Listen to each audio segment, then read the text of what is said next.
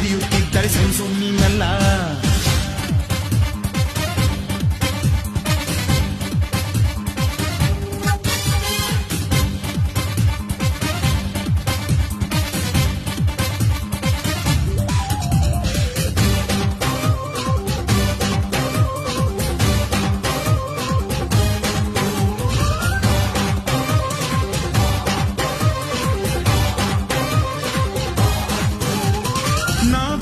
ಕಡೆಯಲ್ಲಿ ಜಗಳ ಇಲ್ಲ, ಪರನಿಂದೆ ಪರಹಿಂಸೆ ಬೇಕಾಗಿಲ್ಲ.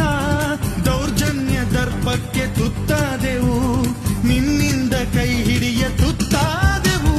ಕತ್ತಲು ಕವಿದಾಗಲೇ ಸೂರ್ಯನಾಗಿ ಬಂದೆ, ಮುಳುಗುವ ಜನ